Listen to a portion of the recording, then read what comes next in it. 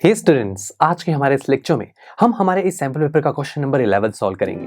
इस क्वेश्चन को देखा जाए तो ये एक चॉइस बेस्ड क्वेश्चन है, यानी कि यहाँ दो क्वेश्चन हमें गिवन है जिसमें चॉइस हमें दी गई है। इट मींस एग्जाम्स में अगर ऐसे क्वेश्चन हमें दे दी जाए तो दोनों में से जो सा क्वेश्चन हमें इजी लगे हम उसे अटेम्प्ट कर सकते हैं। बट आज के इस लेक्चर में हम दोनों क्वेश्चन को डिटेल में स्टडी करने वाले हैं। तो आइए सबसे पहले क्वेश्चन को रीड करते हैं। Construct the two concentric circles of radius 3 cm and 7 cm. Draw two tangents to the smaller circle from a point P which lies on the bigger circle. तो यहां हमें करनी है कंस्ट्रक्शन। ओके, तो फिर अपने कंस्ट्रक्शन के सेटअप पर चलते हैं। ठीक है, तो अब यहां कहा गया कि सबसे पहले आपको टू कंसेंट्रिक सर्कल्स ड्रॉ करने हैं, जिसमें से एक का रेडियस है 3 सेंटीमीटर और दूसरे का रेडियस है 7 सेंटीमीटर। अब मेन कंस्ट्रक्शन करने से पहले दोस्तों सबसे पहले हम एक रफ स्केच ड्रॉ करते हैं। रफ स्केच से हमें आइडिया लग जाता है कि हमारी जो फाइनल कंस्ट्रक्शन कंप्लीट होगी तो वहां पर जो फिगर बनेगा वो कुछ कैसे होगा, और वो ये भी आइडिया लगता है कि हमें हमारी कंस्ट्रक्शन किस तरीके से स्टार्ट करनी है। तो शुरू करते हैं। दो कंसेंट्रिक सर्कल कहे गए ना, तो दो कंसेंट्रिक सर्कल्स ऐसे सर्कल्स होते हैं जिसका सेंटर कॉमन होता है। यानी कि अब आप क्या कीजिए, पहले 3 सेंटीमीटर के सर्कल बनाएंगे, फिर दूसरा जो सर्कल बनाएंगे उसमें भी सेंटर वही होगा जो 3 सेंटीमीटर के लिए है, बट वो सर्कल का जो रेडियस होगा वो 7 सेंटीमीटर होगा। अब हमें बड़े सर्कल पर कोई एक पॉइंट कंसीडर करना है और इस पॉइंट से हमें छोटे सर्कल पर टेंजेंट्स को ड्रॉ करना है। बस ये हमें यहां पर कंस्ट्रक्शन करनी है। तो आइए शुरू करते हैं। पहले टू कंसेंट्रिक सर्कल बनानी है, तो फिर हम क्या करेंगे, अपनी कंपास लेंगे। अब कंपास की हेल्प से हम परफेक्ट सर्कल बना सकते हैं। सबसे पहले 3 सेंटीमीटर का रेडियस का सर्कल बनाना है, तो आप अपने स्केल की हेल्प से अपने कंपास को 3 सेंटीमीटर ओपन कीजिए। नाउ अब इसकी निब को कहीं पर भी रखिए और एक सर्कल क्रिएट कीजिए। जहां पर आपने अपनी निब को रखा वो होगा इस सर्कल का सेंटर। ओके, लेट्स से ये सेंटर पॉइंट है ओ पॉइंट। नेक्स्ट जो आपने सर्कल बनाना है उसका रेडियस 7 है, तो आप अपनी कंपास को 7 सेंटीमीटर ओपन कीजिए एंड दैट्स इट। अब इसकी निब को उसी ओ पर रखना होगा, बिकॉज हमें कंसेंट्रिक सर्कल बनाना है, दोनों का सेंटर सेम रखना है। तो सेंटर सेम रखने के लिए मैंने अपनी इस निब को उसी ओ पॉइंट पर रखा और एक सर्कल ड्रॉ किया। तो अब दोनों सर्कल का रेडियस तो डिफरेंट है बट सेंटर सेम है, इन्हीं हम कहते हैं कंसेंट्रिक सर्कल्स। नाउ अब यहां पर कहा गया है कि हमें इस बड़े वाले सर्कल पर कहीं भी एक पॉइंट P मान लेना है। लेट्स से मैंने यहां पॉइंट P मान लिया। इस पॉइंट से मुझे अब छोटे वाले सर्कल पर टेंजेंट्स को कंस्ट्रक्ट करना है। कैसे करें? तो स्टूडेंट्स, हमने एक कंस्ट्रक्शन चैप्टर में स्टडी किया था। जब भी किसी एक्सटर्नल पॉइंट से आप किसी सर्कल पर टेंजेंट्स को कंस्ट्रक्ट करना चाहते हैं तो आप अपनी उस पॉइंट को पहले उस सर्कल के सेंटर से ज्वाइन कर दीजिए। ये हमारा सबसे पहला स्टेप होता है। तो हमने यही किया, हमने हमारे इस पॉइंट को सर्कल के सेंटर से ज्वाइन कर दिया जिस पर हम बनाना चाहते हैं टेंजेंट्स को। फिर ये जो लाइन हमारे पास बनती है दैट इज ओपी लाइन, इसे हम बाइसेक्ट कर सकते हैं with the help of compass. Bisect काफी इजी होता है इसे करना। इसके लिए हम क्या करते हैं, अपनी कंपास की निब को दोनों में से किसी एक पॉइंट पर पहले रख देते हैं। तो लेट्स से मैं यहाँ पर अपनी कंपास को P पॉइंट पर रख देता हूँ। अब अपनी कंपास को P पॉइंट पर रखने के बाद आप अपनी कंपास को हाफ से ज्यादा ओपन कीजिए। किसके हाफ से ज्यादा? ये जो ओपी लेंथ है ना, इसकी हाफ से ज्यादा मैंने ओपन किया और एक ऊपर और नीचे आर्क क्रिएट की। फिर कंपास की ओपनिंग को बिना चेंज किए आप अपनी कंपास को लेके गए ओ पॉइंट पर, अगेन ऊपर और नीचे आर्क क्रिएट की, तो हमें 2 पॉइंट्स मिल गए। फिर हमने इसे ज्वाइन कर दिया। ये जो लाइन है ये लाइन ओपी को बाइसेक्ट कर रही है और मान लेते हैं ये लाइन हमारी ओपी को ओ डैश पॉइंट पर कट कर रही है। तो मैं कह सकता हूं कि ओ डैश और ओ डैश पी ये दोनों इक्वल है। ये होता है हमारा सेकंड स्टेप। बस अब हमारा लास्ट स्टेप रह गया, वो ये कि जो हमें कटिंग पॉइंट मिला है ओ डैश, उसको हम सेंटर मानेंगे, यानी कि अपनी कंपास को उसके ऊपर लेके जाएंगे और अपनी कंपास को इस बाइसेक्ट लेंथ जो है हमारी उतना ओपन करेंगे। यानी कि आप ओ डैश तक ओपन कर लीजिए या ओ डैश पी तक ओपन कर लीजिए, बिकॉज दोनों की लेंथ तो इक्वल है, जैसे मर्जी कर सकते हैं। तो मैंने अपनी कंपास को ओ डैश ओ तक ओपन कर लिया। ओके, और ऐसा करते ही हमने अब एक सर्कल ड्रॉ किया। जिस तरीके से जैसे मैंने सर्कल ड्रॉ किया, इस सर्कल ने हमारे उस छोटे वाले सर्कल को 2 पॉइंट्स पर कट किया। लेट्स से वो पॉइंट है A एंड B। बस अब हम क्या करेंगे, हमारे इस P पॉइंट जिससे हमने टेंजेंट्स को ड्रॉ करना है, उस P पॉइंट को A से और B से ज्वाइन कर देंगे। दैट्स इट, बन गए हमारे ये 2 टेंजेंट्स जिसे हमने एक्सटर्नल पॉइंट से इन सर्कल पर कंस्ट्रक्ट करना था। तो ये सिंपल से स्टेप्स होते हैं टेंजेंट्स को कंस्ट्रक्ट करने के। तो आई होप आपको अच्छे से क्लियर हो चुकी होगी ये चीज। चलिए अब यहाँ पर जो हमारे पास सेकंड क्वेश्चन था जिसमें चॉइस थी वो देख लेते हैं वो कैसा था। ये तो यहाँ तक ही था, काफी सिंपल था। यहाँ पर सेकंड क्वेश्चन में हमसे कहा गया है, draw a pair of tangent to a circle of radius 6 cm which are inclined to each other at an angle of 60 degree. Find the length of the tangent. Interesting है।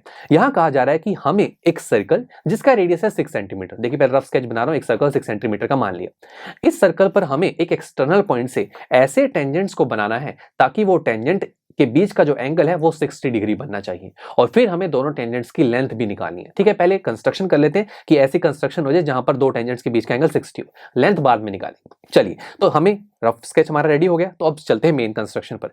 सबसे पहले एक circle बना लेते हैं जिसका रेडियस है 6 centimetre. ठीक है, हम अपनी कंपास को 6 सेंटीमीटर ओपन करेंगे और इसे हमने सर्कल को ड्रॉ कर लिया। ठीक है, नाउ अब मुझे टेंजेंट्स को ड्रॉ करना है। कैसे करें, मुझे नहीं पता ये पी पॉइंट कहाँ लाई कर रहा है। मैं कैसे पता करूं ये पी पॉइंट कहाँ लूं ताकि इससे बनने वाले दो टेंजेंट्स है इसके बीच का एंगल 60 हो जाए।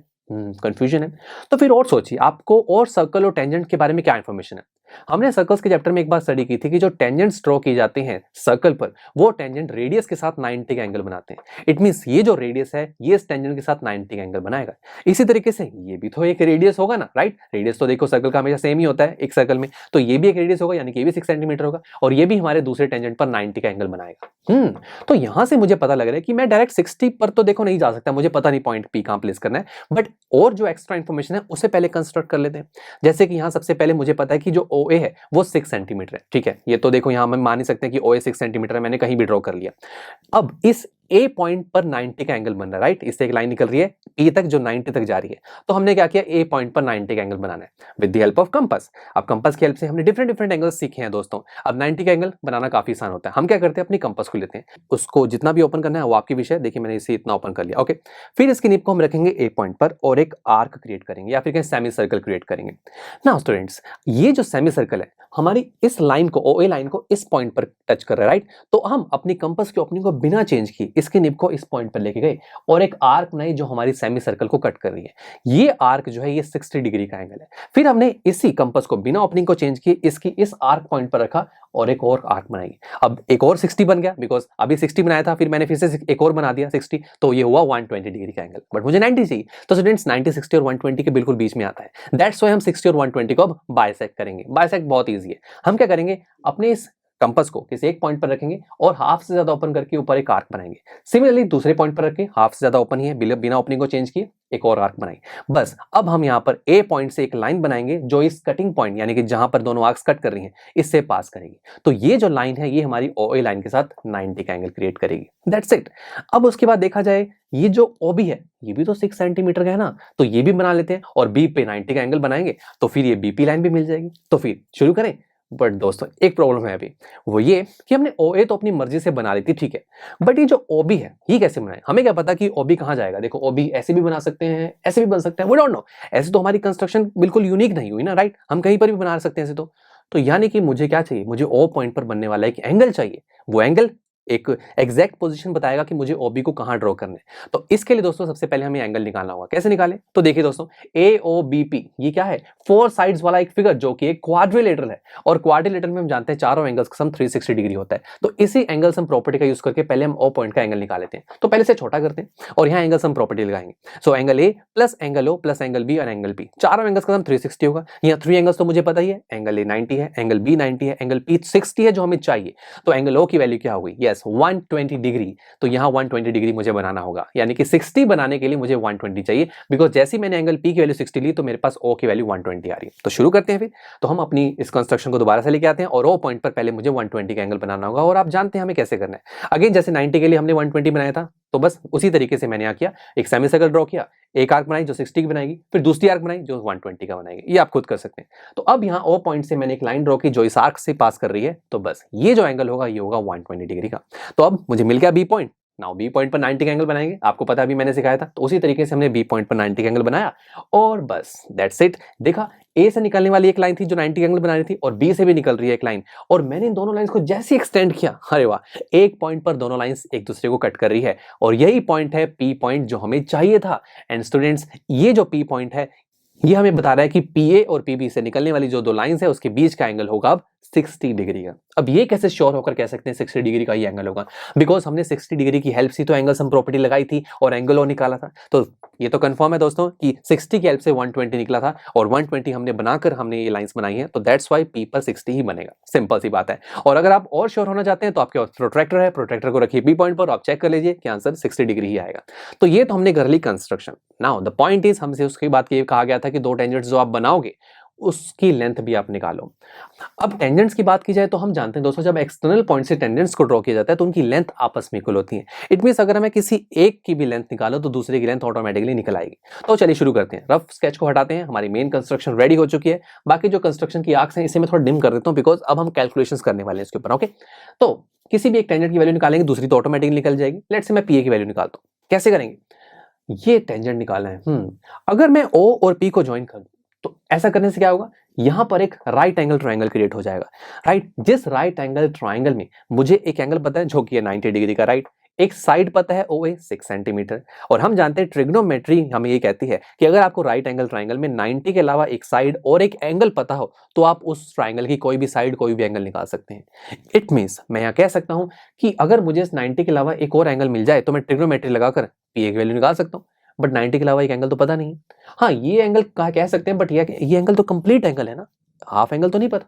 बट स्टूडेंट्स, एक इंटरेस्टिंग बात हमने सर्कल के चैप्टर में स्टडी की थी कि जब भी हम एक्सटर्नल पॉइंट से एक लाइन ड्रॉ करते हैं जो सेंटर को ज्वाइन करती है तो वो एक्सटर्नल पॉइंट पर बनने वाला एंगल बाइसेक्ट हो जाता है। ये हमने पूरी थ्योरम प्रूव की थी, तो आप पीयूस्टैक ऐप को डाउनलोड कीजिए और वहां पर ये थ्योरम अच्छे से आप क्लियर कर सकते हैं। अभी के लिए वो थ्योरम डायरेक्ट लगाते हैं, तो इसके लिए हमने क्या किया, 60 डिग्री का एंगल जो है हमारा वो बाइसेक्ट हो गया।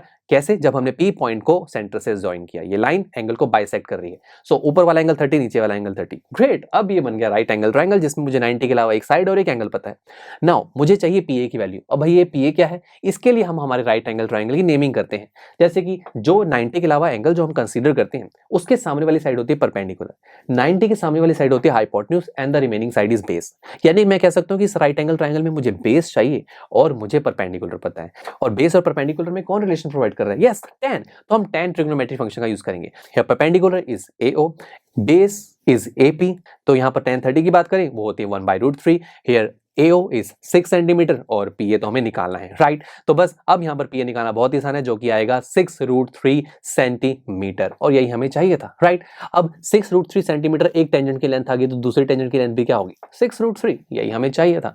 तो काफी मजेदार क्वेश्चन था, बट अगर मैं आपकी जगह होता तो मैं फॉर श्योर फर्स्ट क्वेश्चन को ही सॉल्व कर लेता, बिकॉज देखने से लग रहा है फर्स्ट क्वेश्चन काफी ज्यादा लेंथी भी नहीं था, जल्दी से क्वेश्चन सॉल्व हो गया।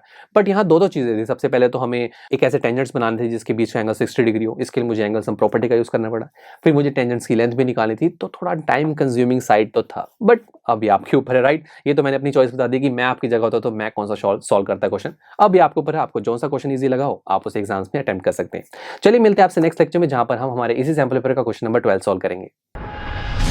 आई एम श्योर स्टूडेंट्स आपको ये लेक्चर काफी पसंद आया होगा, और ऐसे ही मजेदार तरीके से अपने हर एक कॉन्सेप्ट क्लियर करने के लिए डाउनलोड कीजिए पीयूस्टैक ऐप को, जहां पर आपके पास और भी बहुत सारे ऑप्शंस होंगे, जैसे कि back exercise solutions, tip videos, sample papers and much more. So what are you waiting for? Download the app now.